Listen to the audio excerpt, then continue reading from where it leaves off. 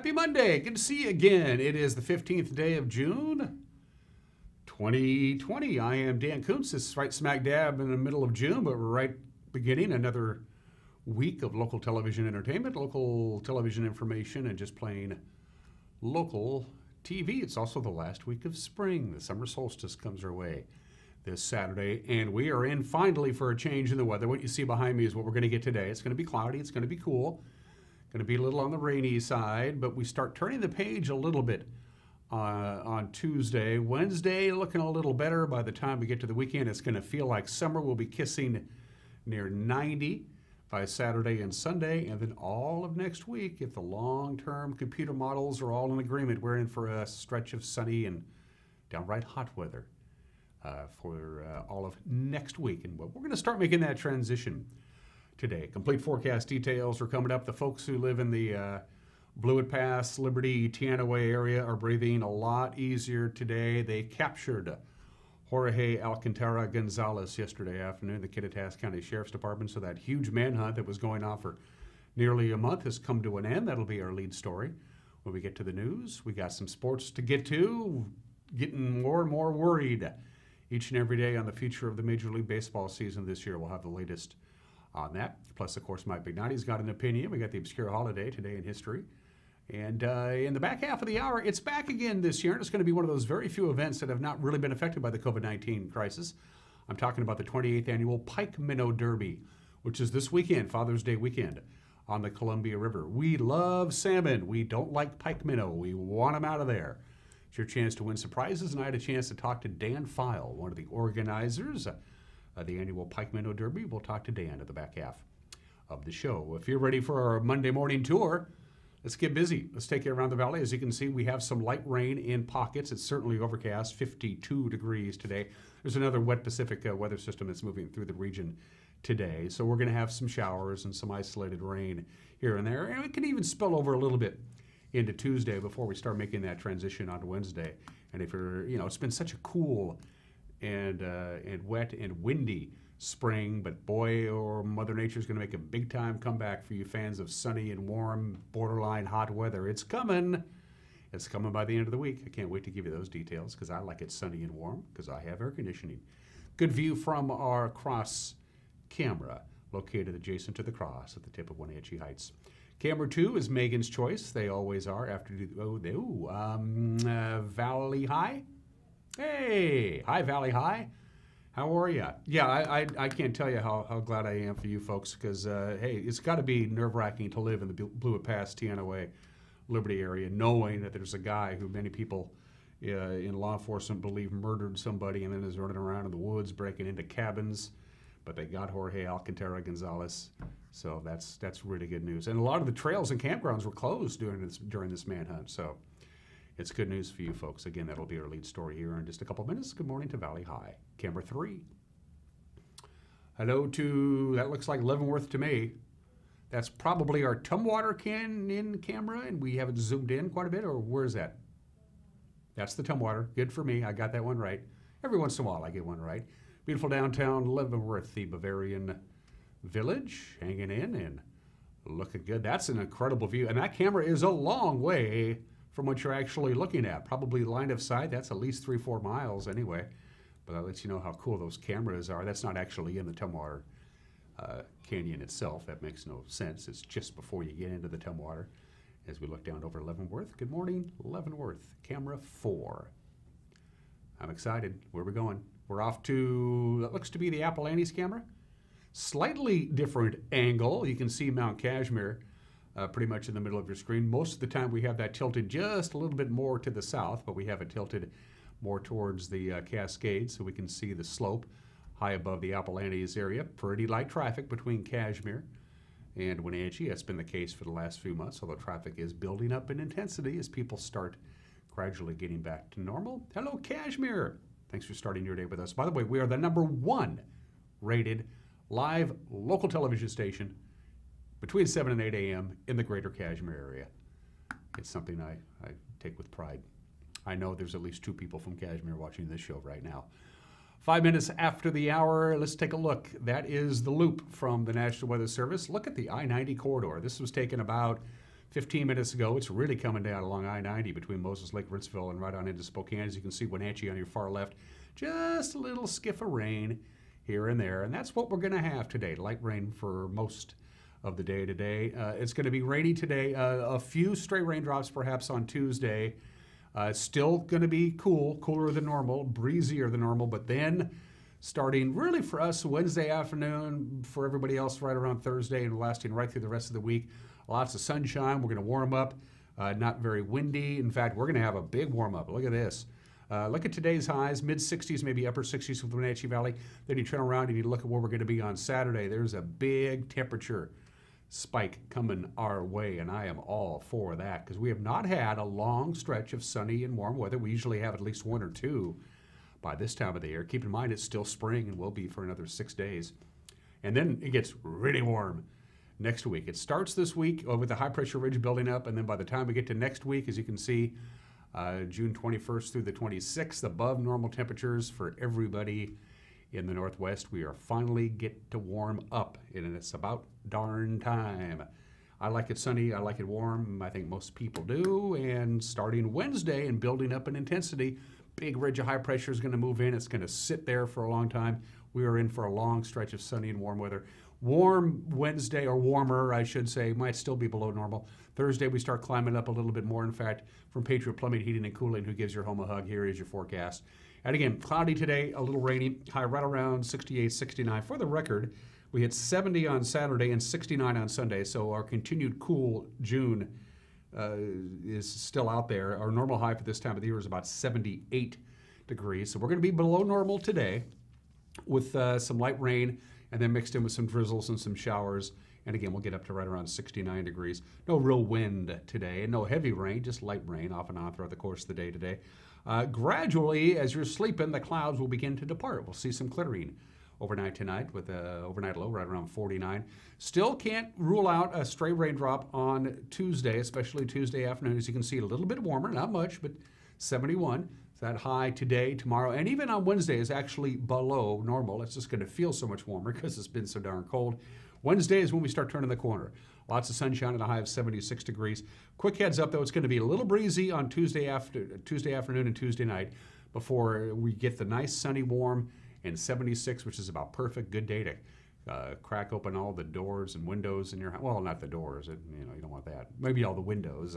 Crack them all open, let the house air up because we warm up to 82 on Thursday, 87 on Friday, near 90 on Saturday, a couple of passing clouds on Sunday. And as I mentioned before, the long-term outlook for all of next week is going to go from warm to hot. And it's about darn time. So here we go. We make the transition finally starting later on this week after a very active weather week last week. We had everything last week. We had thunderstorms, we had wind, we had cool temperatures, we had rain. We had it all last week. Not so much this week. Once we get through about Tuesday night, we're looking good. All right, there's a lot of news to get to. It was a very busy news weekend. A couple of us actually spent a little bit of time down here at the Broadcast Metroplex over the weekend to gather and disseminate the news. There's a lot of news to get to. It'll be 1 minute away, so grab your coffee, come right back and join us. You're watching a Monday edition of Wake Up Wenatchee Valley on the NCW Life channel.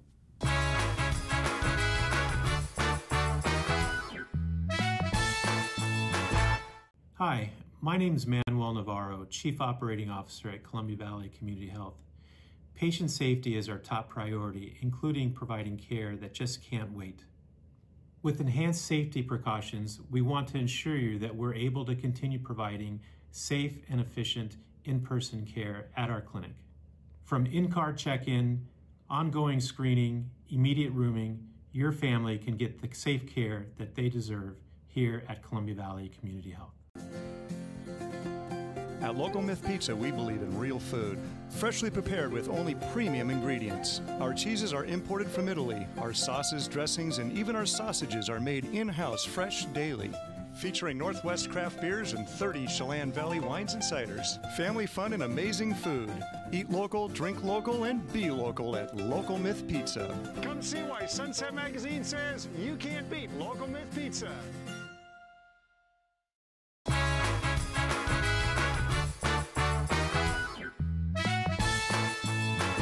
10 Conditions after the hour, we have overcast, some light rain, 52 degrees. We'll be right about 68 or 69 with light rain and lots of clouds throughout the course of the day.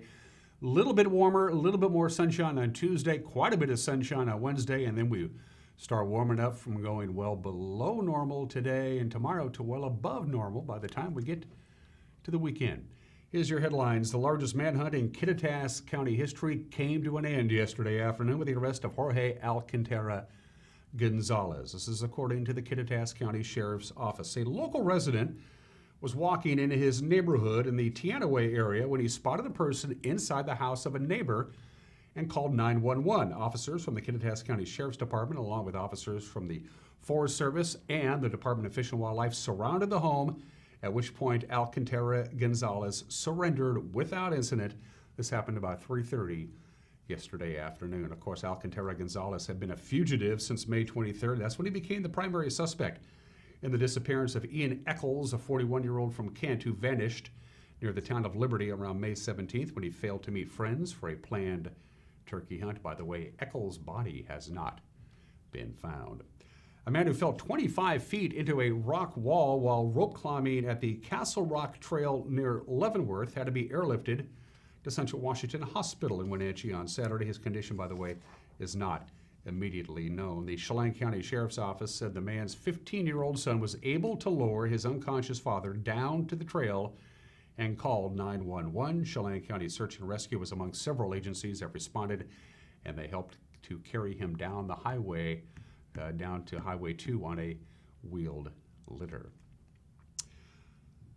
Well, despite having his request for a temporary restraining order rejected by a federal judge on Friday, Slidewaters Water Park in Chelan say they plan to reopen anyway in defiance of Governor Jay Inslee's Safe Start orders. The Freedom Foundation filed a lawsuit on behalf of Slidewaters in Chelan County Superior Court in late May, but the case was moved to the Eastern District of the U.S. Federal Court. Slidewaters, the owner of Slidewaters, Robert Brodner, announced in early May that the water park would open today, June 15th. Now, the Freedom Foundation said Friday that the park will open within days. They weren't specific. Slidewaters was attempting to head off a potential $10,000 fine from the State Department of Labor and Industries for violating Governor Inslee's COVID-19 phased reopening plan. Chelan County moved into phase 1.5 last week, but a county must be in phase 3 before swimming pools and water parks can reopen. The Freedom Foundation said it will now seek an injunction to get a full hearing before the judge. A car crashed through a window at the East Wenatchee Goodwill store on Friday morning, but neither the driver nor anybody inside the store was injured. East Wenatchee Police Officer Joe Hinkle said the elderly woman, who was a frequent customer of the store, pulled in, thought she'd hit the brake, hit the gas instead. The car hopped the curb at a slow speed. It went through the window and then ended up completely inside the building. There were a couple of cashiers working in the front of the store. They avoided injury. Hinkle says because the accident was on private property, the driver will not be cited. The store is next to the Safeway on Grant Road. Chelan Douglas Health District Administrator Barry Kling said the success of the two counties moving into phase 1.5 of Governor Jay Inslee's Safe Start reopening plan will require a community-wide effort.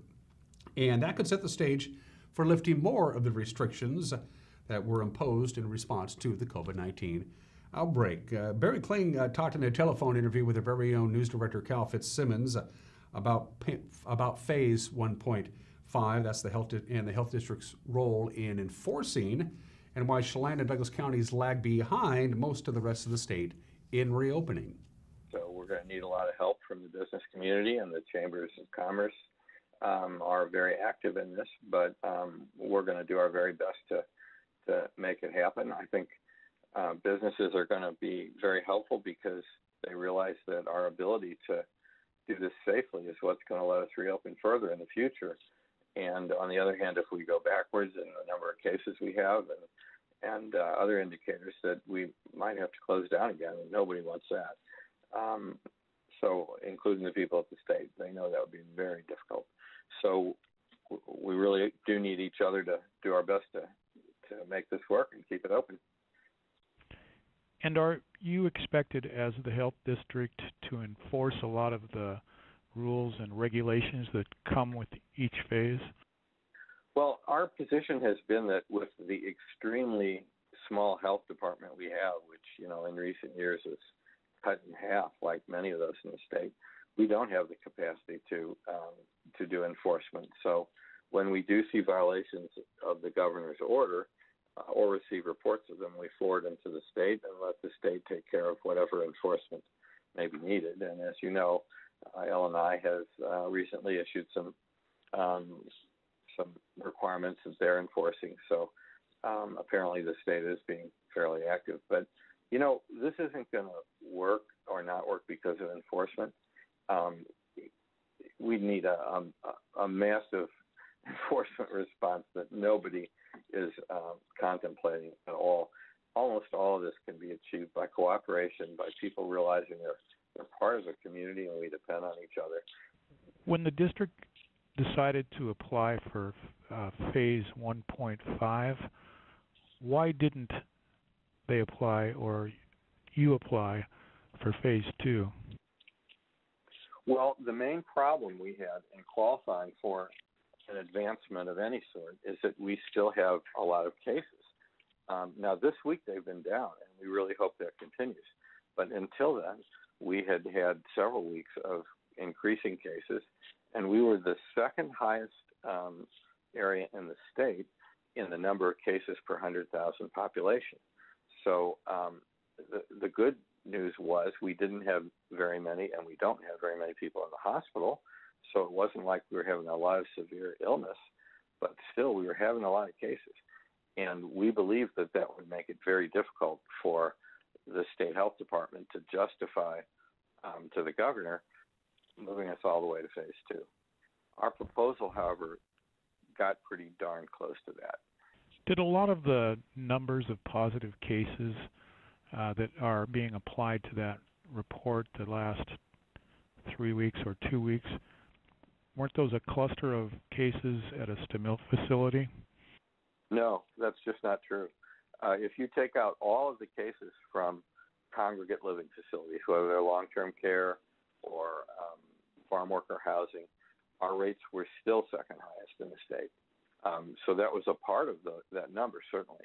But the idea that it was due mainly, or much less only, to that sort of thing is simply incorrect. Now, we have had a high rate among members of the Latino community in general, not just farm workers. And that mirrors what you see in virtually every community, in the sense that whatever group, regardless of their ethnicity, has lower average income, lives in more crowded housing conditions, tends to have extended families living together, and those are things that make it easier for a virus to be transmitted from one person to another. That's what's going on there. It's not because they're Latino. It's because it happens regardless of ethnic group in economically similar communities elsewhere. More news on this Monday. State School Superintendent Chris Reichdahl said on Thursday that Washington schools are expected to reopen this fall for in-person instruction, and that's regardless of the phase that their county will happen to be in under the state's Safe Start guidelines. Schools, of course, across the state saw their last school year cut short after the COVID-19 outbreak. The State Department of Health guidelines require health screenings for all employees and all students as they arrive at school each day. Reichdahl said all people in the schools will be required to wear protective face coverings.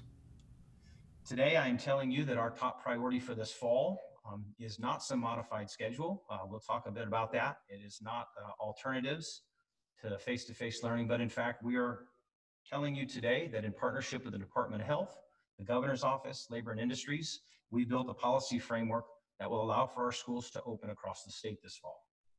It is, of course, a function of our health outcomes. We have to do our part. We have to wear masks. We have to maintain social distancing when and where we can. We've got to focus on personal hygiene. Our personal behaviors as individuals and in our communities help shape the ultimate possibility. But the framework we're disclosing today and sharing with you today is a presumption that we are coming back, and every school district needs to prepare for a fall opening that is face-to-face. There will be health guidance that comes with this. They've been amazing partners in this. Probably the most clear will be face masks, face shields, face coverings will be required for everybody as a part of this. The science is very clear that this is a virus and a disease of droplets. and everything we can do to remove the risk of those droplets leaving our space and connecting with our peers or being on surfaces puts us at greater risk. So there's a challenge in this for all of us, and we have to do that well. The Grant County Jail is now allowing remote off-site visits with inmates. Visitors will need to register at homewave.com at least 24 hours in advance in order to be approved for a visit. Those approved can then talk with inmates by phone or by video. The visits can include either the main jail or the work release center. The Grant County Sheriff's Office canceled jail visits back in March to avoid the spread of the COVID-19 virus in that facility. Link Transit hoping to stuff the bus on June 26th with a food drive at the Wenatchee Grocery Outlet. The food collected will go to serve Wenatchee Valley for distribution throughout the Wenatchee Valley. Link was in Kashmir recently for a food distribution event there. Hi, I'm Laura Leon, Outreach Specialist for Link Transit. We're here today at Kashmir Vale Elementary School. It is Food Distribution Day. Hi, I'm Pam Layton, and I'm the Executive Director of the Kashmir Food Bank. Our mission is to have no people hungry in the Kashmir area. There's just a lot of ways to support the Kashmir Food Bank. Occasionally we do look for new volunteers, need food, of any kind of food, non-perishable, canned goods, boxed goods, peanut butter, tuna fish, all those things that a family would need. Link Transit is hosting a community Stuff the Bus donation drive. Stuff the Bus is just that. We're stuffing the bus with donations. The actual event will take place Friday, June 26th and Saturday, June 27th at the Wenatchee Grocery Outlet from 9 a.m. to 6 p.m. where we will collect donations from the community to stuff the bus. My name is Stella Franklin. I live in Kashmir. Thank you for the food every week. It's helped a lot for a lot of family. Thank you so much. They actually, you can tell they actually care for you. They're not just here to give you out food. They actually care for the ones that are coming here. You know, they're not just saying, oh, we're going to give you out this food. There's something else we have to do. They actually have heart. You can tell that. We are looking for additional community partners. If your company is interested in participating and holding an internal donation drive, please reach out to outreach@linktransit.com. I want to reach out to the community. It's not just Kashmir, it's beyond Kashmir too, that have been donating and helping us out. My volunteers that come faithfully every week, Dale Jones and Jeff and Irene Gomes and Ken Getty and Jim Buchan, they have been outstanding. Couldn't do it without them, couldn't do it without the community support. These efforts will go to support Serve Wenatchee and Community Action Council.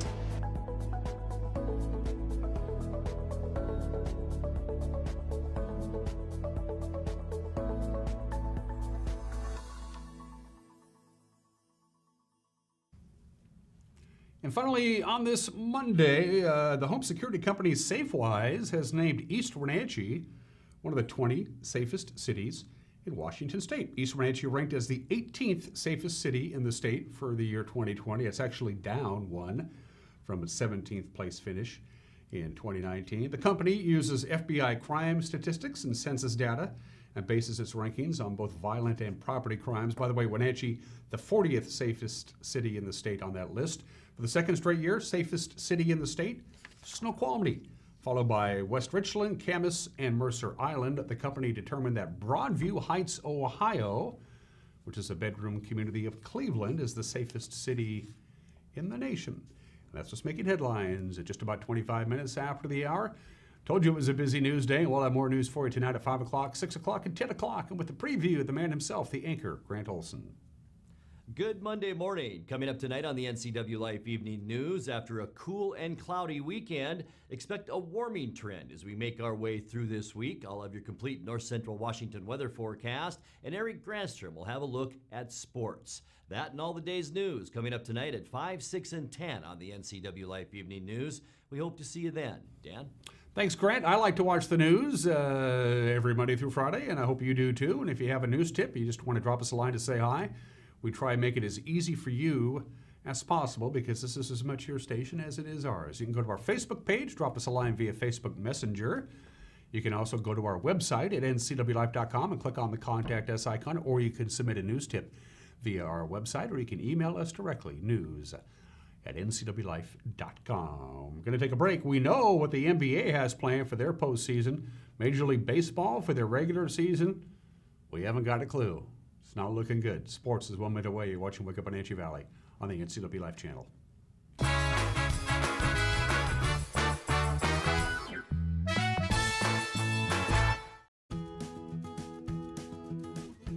You don't have to be a member to enjoy the view and dine in style at Highlander Bar and Grill in East Wenatchee. Open 7 days a week, Highlander Grill offers breakfast, lunch, and dinner. Dine in or take it to go, our friendly staff is here to serve you. Reservations recommended for Friday night's prime rib dinner.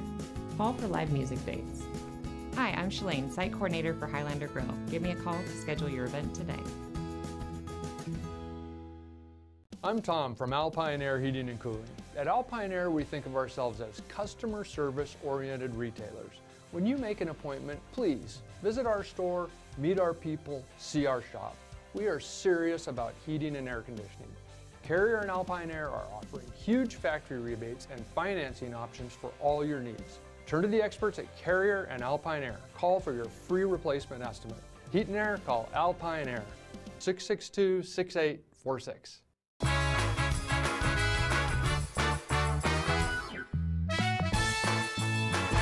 27 minutes after the hour, continues to rain lightly, 53 degrees, cloudy and rainy today. Not so bad on Tuesday. Start warming up Wednesday. Going to be downright hot by the weekend. Let's do sports. Major League Baseball owners are going to have a conference call today, but for all intent and purposes, negotiations between the owners and the players are pretty much kaput. The players rejecting the latest proposal by ownership on Friday. It looks more and more like Commissioner Rob Manfred will just mandate a season to begin in mid-July and end on September 27th. The players are holding out on a March agreement with Major League Baseball for full prorated salary. Baseball says, hey, no fans. It's just not economically feasible either way you look at it. Baseball's in trouble. I don't want to see that. NBA, in the meantime, they've already released their details on how they're going to restart their season. The first date on the calendar for the 22 teams participating in the NBA's restart in Orlando, June 23rd. That will be mandatory COVID-19 testing. June 23rd will also be the first day of individual workouts. The rest of the timeline released by the NBA on Friday includes July 1st for mandatory individual workouts, July 21st for inter-squad games, July 30th for games to begin, August 17th for the playoffs to begin. Two wives of current and former Seahawks led a march over the I-90 bridge in Seattle on Saturday. The event was called Bridge to the Future. It was organized by Tiffany Chancellor, who was the wife of former Seahawk Cam Chancellor, and Nathalie Wright, who is the wife of current Seahawk KJ Wright. Several players were in attendance. Also, Coach Pete Carroll participated. The women said they hope the Black Lives Matter event will win people over with love, calling it, quote, the only true weapon, end quote. Coach Pete Carroll says events like Saturday's march could help the NFL teams prepare for training camp. Seahawks and the 31 other teams across the league have adapted protocols to prevent the spread of the COVID-19. Carroll said they're examining all kinds of data points to help prepare. With all of the activities of the protests and all of the safe distancing that were violated, with all of the numbers in the streets and all of that, and we are out in it too, to go along and help out and support. There's going to be a lot of information come back to us about people gathering in open air settings, for the most part wearing masks. And let's see what happens. We're going to get a lot of science coming at us. It's a true experiment that's going to tell us a lot of stuff here. Maybe we find out that, that being outdoors is really a better way. We may wind up meeting outdoors is what I'm getting at. We may wind up having everything outdoors as much as possible.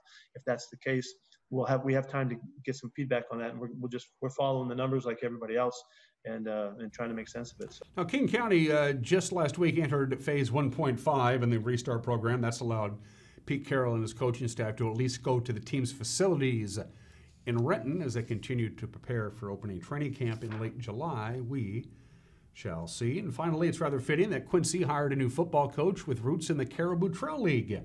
Greg McMillan is the son of former Cascade coach Jack McMillan. And he was announced last week as the new head coach at Quincy. The Jackrabbits will make a return to the Caribou Trail League this season. Of course, they did some realignment because of enrollment, the WIAA did. McMillan says he's followed his dad around locker rooms since he was just a little kid, so it's only natural that he follows in his footsteps. Of course, Quincy has a brand new high school and beautiful facilities, and now it's up to McMillan to turn the program around. Quincy has finished under 500 in 6 of their past 7 seasons. Good luck to Coach McMillan, and that's a look at sports at the bottom of the hour. Today, let's see, today is National Smile Power Day.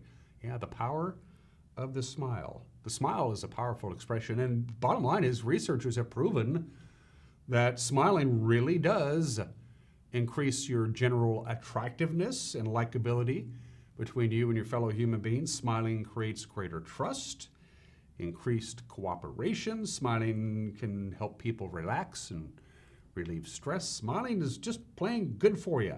Even if you don't feel like smiling, force a smile or make somebody tell you a joke to make you smile. Smiling is good for you. There's something out there that will automatically make you laugh or smile every time without exception. Find out what that is. And if you're not having a very good day today, use it for National Smile Power Day. Always on June 15th, because it said so on the internet. Today in history, it's one of the great legends. June 15th, 1752, so we're told. Nobody really knows the exact date, but this is about as close as we're going to get. So it was 268 years ago, Benjamin Franklin proved that lightning is electricity. Again, that's the traditional date. The exact date is unknown. That's the famous portrait. Keep in mind, in June of 1752, Benjamin Franklin was 45 years old. That painting makes him look like he's 100 years old. So yeah, and then there wasn't, angels floating around and kids with their shirts off when that happened. Looks good. Anyway, good old Ben. Ben's my favorite of all the founding fathers. If I had a chance to go back in time, I'd hang around with old Ben Franklin.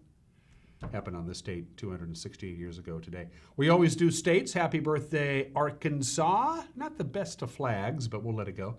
It was on this date in 1836, June 15th, that Arkansas is admitted as the 25th state of the Union. So Arkansas is 184 years old today. Arkansas used to be known as the Bear State, and they changed their motto to the Natural State. I don't know why. I'm assuming there's still a couple of bears hanging around. Crater of Diamond State Park in Pike County, Arkansas is the only diamond mine that is active in this country, and it's basically a tourist attraction. You can go to the Crater of Diamond State Park and look around and dig for your own diamonds.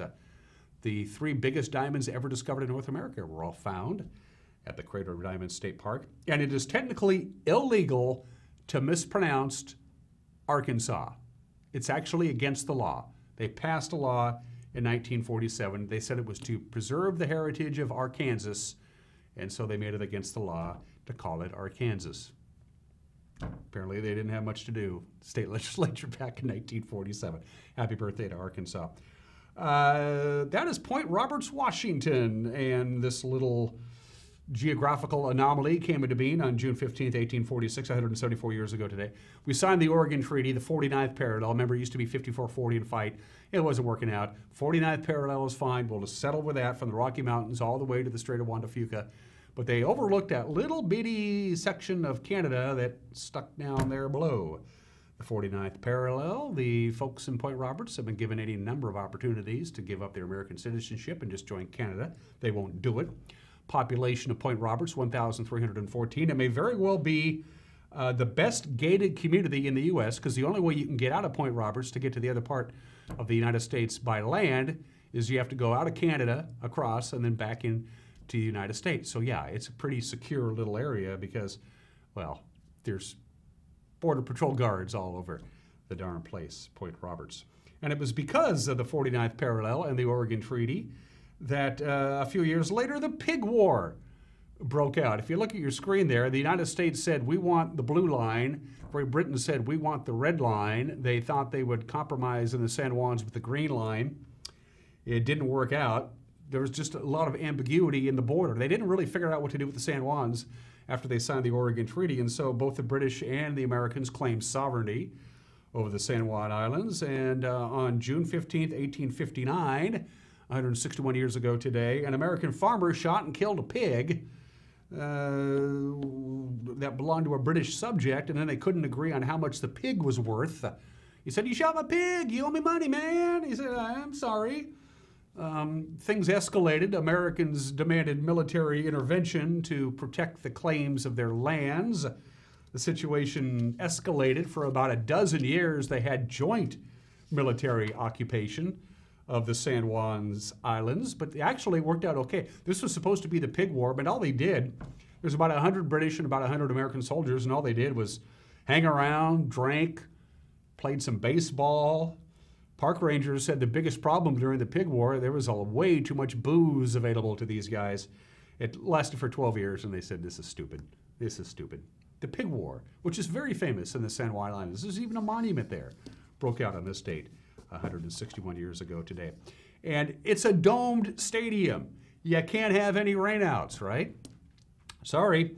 June 15th, 1976, 44 years ago today, a game between the Pirates and the Astros at the Astrodome in Houston, Texas, rained out. What happened?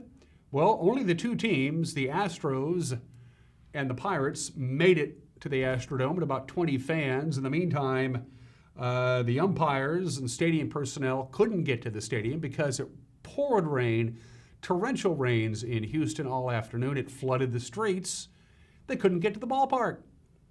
So what you see there, that photo is the post-game meal, and the Astros and the Pirates actually ate their meal right out there in the field with about 20 fans who made it to the game. Yes, they rained out a game in a dome stadium 44 years ago today, and believe it or not, it would happen again. 37 minutes after the hour, birthdays. Waylon Jennings, born in the state of 1937. Of course, he was a protege of the great Buddy Holly.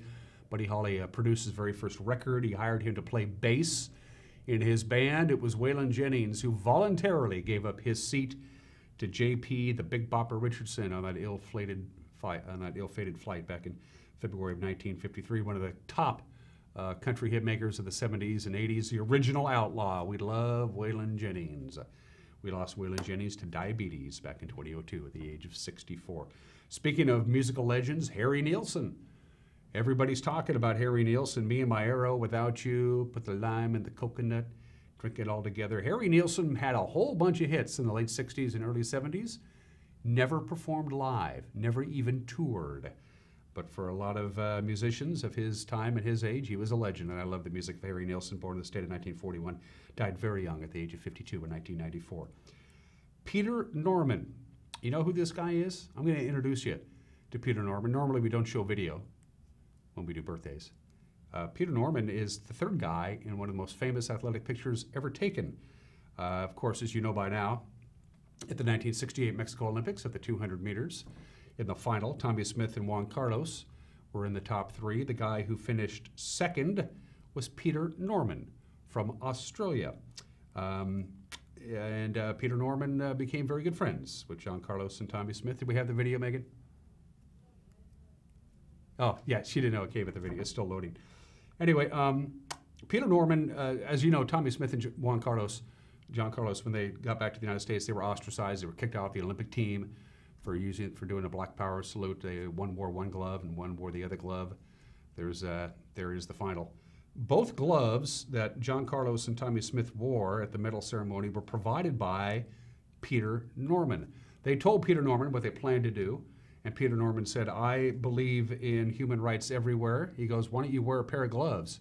So one glove on one hand, one on the other, supplied by Peter Norman, who was born in this state in 1942. When Peter Norman returned to Australia, he was ostracized and cast aside. He was thrown off the Olympic team. He should have gone to the Olympics in 1972. He had it just as bad for him in his homeland as Juan Carlos and Tommy Smith did. Peter Norman was born in the state in 1942. When he died of a heart attack in 2006, John Carlos and Tommy Smith flew to Australia and were pallbearers at the funeral of Peter Norman, who should not be forgotten. Mike Holmgren, remember this guy? 72 years old today. Happy birthday, Mike. Of course, head coach of the Packers from 1992 to 1998. Won a Super Bowl, won Super Bowl 31, took him to another Super Bowl. Took over the Seahawks the next year from 1999 to 2008. He was their head football coach, won 5 division titles with the Seattle Seahawks. and took them to Super Bowl 40. We won't talk about Super Bowl 40 around here. Mike Holmgren, 72 years old today. Andy Pettitte, one of my favorite Yankees, pitched for the Yankees for many, many years. Left-handed pitcher, 18 years, won 5 World Championships with the Yankees, the winningest pitcher of the 2000s. And Andy Pettitte is the all-time leader in postseason victories with 18. Andy Pettitte is 46 years old today. Going to take a break. Mike McKnight's got an opinion on my conversation with Dan Feil. It's back this weekend, the 28th annual Pike Minnow Derby. Go out and get them pike minnows and win some cool prizes. My conversation with Dan Feil is next. You're watching Wake Up Wenatchee Valley on the NCW Life channel.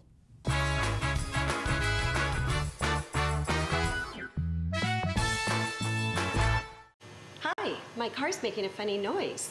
Not a problem. We'll take care of you. Global Car Care's technicians are ASE Master Techs and well-versed in the more refined methods of vehicular diagnostics. Number 3 piston and rings have a slight loss of compression, down to 108 pounds. Your transmission is slipping. You're gonna need a service. Looks like you all set.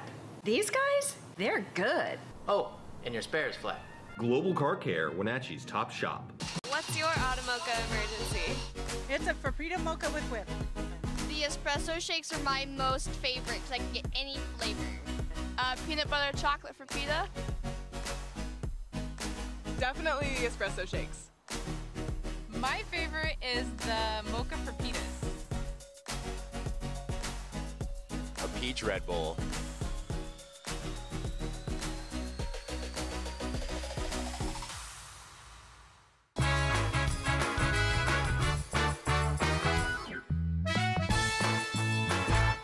Hey, this is Mike Mad Dog Magnotti, and everybody is entitled to my opinion. Now, do you know what group very possibly is going to ensure Trump's re-election in 2020? I'll tell you, it's the Democrats. Yeah. If the Democrats won't put up a viable candidate who is even close to being good choice for us libertarians and dissatisfied conservatives, we're just going to have another 4 years of our current president. Now notice, I didn't go out of our way to say our current administration because the way Trump hires and fires his cabinet members and the regularity in their resigning if they're not fired, other than Donnie himself, who knows who'll be running the executive branch. But like I say, Trump may be reelected, and if he is, I'm gonna bet it's mostly gonna be the Democrats' fault. This is Mike Mad Dog Magnotti, and that's my opinion.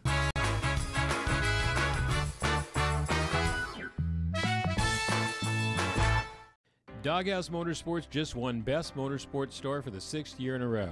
Is it the great facility? Is it the fantastic products? Or is it? I'm Bobby. And I'm Tamer.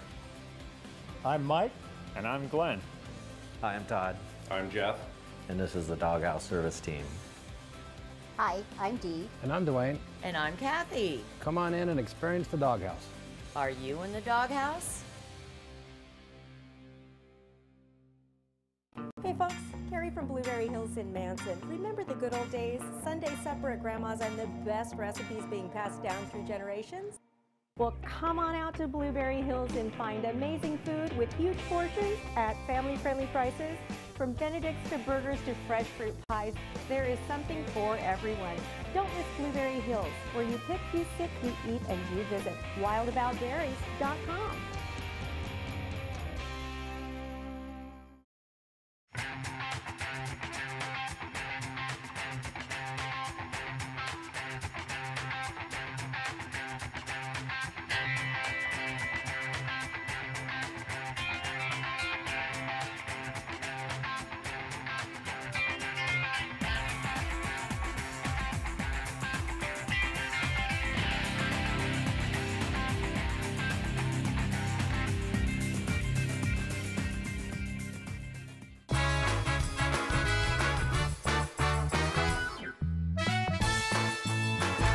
Back to Wake Up Wenatchee Valley. I am Dan Kuntz. We're dealing with just a sea of change during this COVID-19 pandemic. A lot of events have been either canceled, postponed, rearranged, downsized, but there's one event that's been going on for almost 30 years that's going to happen on Father's Day weekend that for the most part is going to be like it was for the 27 other times that they've done it. I'm talking about East Wenatchee Rotary Club's annual Pike Minnow Derby, which is coming up Father's Day weekend. June 20th and 21st. And one of the organizers is Dan Feil, who has agreed to join us this morning. Good morning, Dan. Morning. How are you today? It's good. First of all, it's great to see you. I've noticed, like a lot of Dans I've met, you're just a strapping, handsome son of a gun. Wanted to make sure you knew that. Good thing this isn't a close-up. Dan, before we get into the meat and potatoes, introduce yourself to our television family. Okay, I'm Dan Feil, and I've been here with Bob Feil Boats and Motors all my life, and right now I'm pretty much retired. I come down to work 6 days a week, but don't stay 12 hours. I wish I could pull that off. We're super happy to be a part of helping to promote this event. It's the 28th annual Pike Minnow Derby. First things first, Dan, you're a very well-known angler, fisherman around here. What's the story with the pike minnow? Why do we want these things out of the Columbia River? The pike minnow are predatory fish, and they like calm waters, and with the rivers being dammed up and so forth, well, it's caused more slack water, and when the juvenile salmon and other species come downriver, they're easy prey for the pike minnow, and they've kind of flourished. So there's quite an effort to eliminate as many as possible, and over the years, the Rotary Club has eliminated over 100,000 of these pike minnow. And that's and there are also other efforts, and there's certain places downriver there are they pay people to catch those. We've teamed up with the PUD, and they help us, and we eliminate as many as we possibly can over a 2-day weekend. And turns out that the timing is just right for Father's Day, so that's when we do it. So before the Columbia was dammed up, and of course the Columbia River is more like a series of reservoirs now than it was a river, as it were, say 100 years ago. Pike minnows wasn't a problem because the river ran so fast, right? And now because the river is so much slower, they've been able to get a toehold. Not as much, and I don't know the history of the pike minnow, whether it was a native or not. But anyway, it's become more. It adds to the problem. So there's been an effort to eliminate as many as possible. So it works out. That's been the solution, and it's worked well. Well, obviously, you've been doing 27 of these in a row, so that, I like it when you can say something annual behind it. That's always really good. And for you anglers out there, there's money to be had. There's prizes to be had. Yes, we have 24 overall prizes, and so the participants have a great chance to win. There's a boat. We're giving away over $10,000 in prizes, and like I say, there's 24 prizes. You can win couple cases, you can win 2 at different prizes, but the large prizes, you can only win 1 of those. So it's a great opportunity for a real good reward. It does good for the community. The Rotary invests back in the community, and so that's what works out. And it's a good weekend to spend with your family. And fortunately for us, this week is one of the activities that you can still do, because we've eliminated the areas where we would have close contact, and we can still put on our derby and continue to do that. Well, you bring up a very important point, Dan. What are the physical parameters of the derby itself? Where can you put in, and where are the outskirts of either side of where they want you to get the pike minnows? Basically, you can fish from Rock Island Dam to Wells Dam in those 2 reservoirs. So any place you can launch. Some of the popular places are Chelan Falls area, then other by Indiat, and any of those ramps are available. So you want to check that out a little bit ahead of time, make sure that you can get in, but there aren't any restrictions as far as I'm aware of on launch facilities at the moment. And I saw a picture of a pike minnow. I think we're doing them a favor by catching them. They're not particularly attractive fish. They're pretty ugly and slimy. What's the best for those folks who say I want in, but I have no idea how to catch a pike minnow? What's your advice, Dan? What works? Well, a lot of the folks have used chicken livers, which you can get, and then they'll take just about anything because they're very aggressive. So if you get in amongst them and have any kind of a lure, it will attract them. Worms, I suspect just about anything that smells like food to them, they'll take. Now, as far as keeping the pike minnows, do you have to put them in a live well? Can you just kill them and put them in a box? How does that work? Well, we don't want a bunch of dead, rotten fish. So because they're bad enough when they're live. But at any rate, we'd like people to keep them on ice if they can. A live well is not necessary.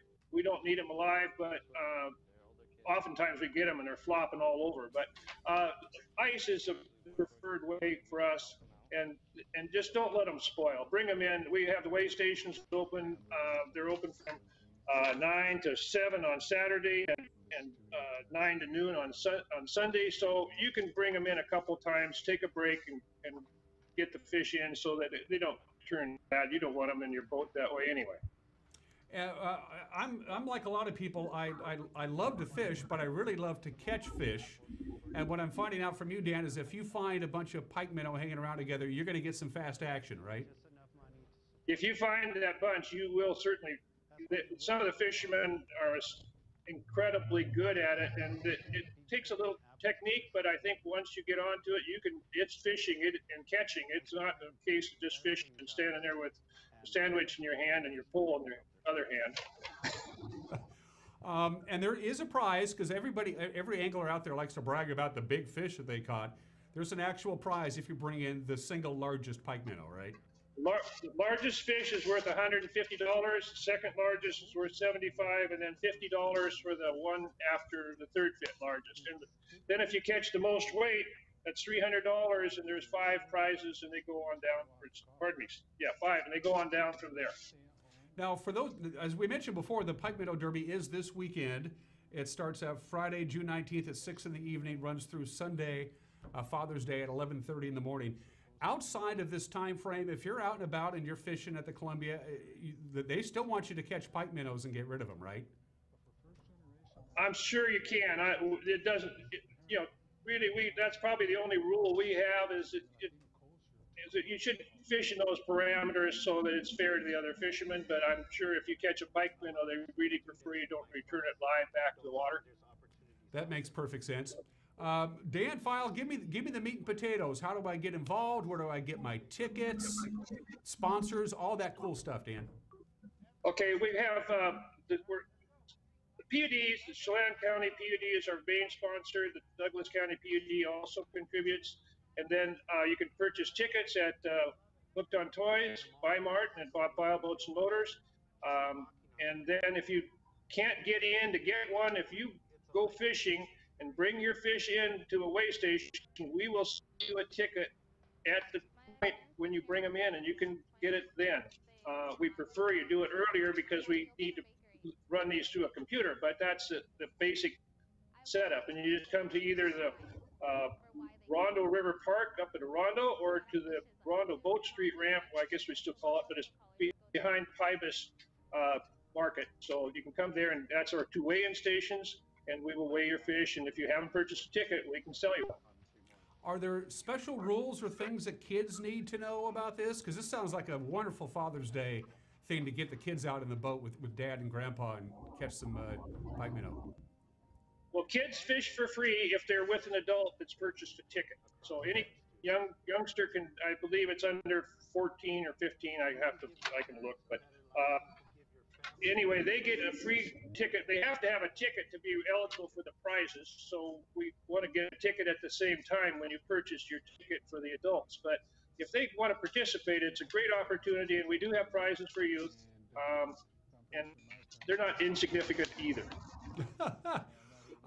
Super duper thanks. I have it right here to Bob Feil Boats and Motors, Hooked on Toys, Buy Mart, Max Lures, the best lures made anywhere, Douglas County PUD, Pepsi, and again, tickets are at Hooked on Toys, Bob Feil Boats and Motors, and at Buy Mart as well. As Dan mentioned, they ask you to purchase them in advance. And finally, Dan, I got just a huge shout out to the East Wenatchee Rotary Club, who's been taking the lead on this from day one. We've been real fortunate to be able to do that. It was originally started by a gentleman with Wenatchee Boat Club, and they had a marked fish, and after a couple of years, they no longer wanted to do it, so we took it over, and it's turned out very well for the club. It's been our main fundraiser for the things that we do in the community. We give scholarships and other things to help community needs and donate to food banks and whatever. So that's kind of the things that Rotary does. It all goes back in the community, and it's a win for everything in the whole. The fish are removed, the salmon get down the river, Rotary Club gets a reward for doing it, and the people get the community is helped. So there's a win-win there for everybody, and it's great fun and great opportunity to enjoy your weekend with your family. I mean, how good can it be? You go out in the water, you get to be with your family on Father's Day weekend, you get to catch a bunch of predatory fish that we want to get them out of the Columbia, and you can win money. I mean, come on. It's a great deal. It's one of the best deals going. Absolutely. And maybe the only deal going now. You know, when it comes to family recreation, Dan Feil is going to make you smile, buddy. Let me tell you. Dan, thank you for taking some time out from your busy day and talking to us. Everything that we talked about, by the way, if you go to the East Wenatchee Rotary page, the pamphlet is right there. Everything that you need to know. And again, it's Father's Day weekend. It starts Friday, goes all the way through Sunday. Dan Feil, it's so great to see you again, my friend. Thank you very much. I was able to get past the challenge of getting on this thing, and so it works out great. Dan, take care, and I hope to hear from you guys sometime like on the 22nd or 23rd of June to let us know how many pike minnow we got out of there and how everybody did, okay? Super. We'd be glad to report that. Hopefully we get very many.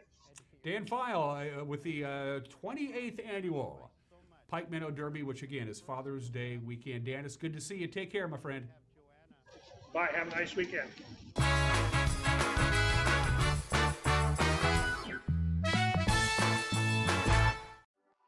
Owner Andrew Vickery brings years of experience to help you transition your backyard into a place where memories are made, family time is looked forward to, and friends are always welcome. Blue Lagoon Pool & Spa offers many different styles and sizes of artesian spas, both new and used, as well as residential and commercial pool and spa services, regular maintenance and repairs, and all the chemicals required to keep your pool and spa crystal clear. Stop on by Blue Lagoon Pool & Spa today. Club Crow Bar and Grill in Cashmere is your place for famous blues, brews, and barbecue. We are your one-stop bar and grill, serving breakfast, lunch, and dinner 7 days a week. Hi, Justin here, owner of Club Crow Bar and Grill in Cashmere. Looking for a fun night out? Join us at Club Crow. We have live bands to rock the night away, comedy to make you laugh, and if that's not enough, we have poker every Monday and Wednesday night. Club Crow in Cashmere has it all. Check out our Facebook event page for dates and times. Club Crow Bar and Grill in Cashmere, the coolest place in town. At Harvest Valley Pest Control, we know you are committed to making your home and business a healthy and pest-free place. Hi, I'm David. Give us a call and we'll give you a firm price over the phone and schedule a time that works for you. We'll do an in-depth 30-point healthy home or business inspection and craft a customized plan of action designed specifically for your pest issue. Give us a call or visit our website today. JDSA Law is a proud sponsor of these local sports broadcasts. They've been serving North Central and Eastern Washington since 1946. For over 70 years, their team of dedicated professionals has delivered quality, innovative legal services. JDSA Law partners with you to provide the finest legal advice and support as you navigate your personal and business challenges, risks, and accomplishments. At JDSA Law, they salute our local athletes and wish them well on another excellent season of competition.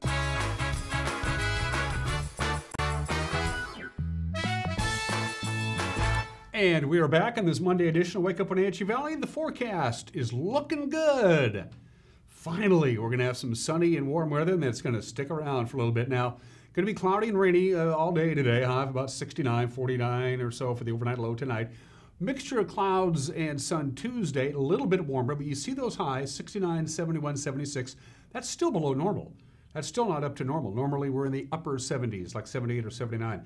Things really start changing on Thursday, then the heat up begins Friday, Saturday, Sunday, and by the way, all of next week, if the computer models are in agreement, the long-term forecast for next week for the Wenatchee Valley, sunny and warm. For many people, probably borderline hot. Don't forget Saturday, the summer solstice, the first day of summer, the longest day of the year. Have a fantabulous Monday. We'll see you tomorrow. Take care. Bye-bye.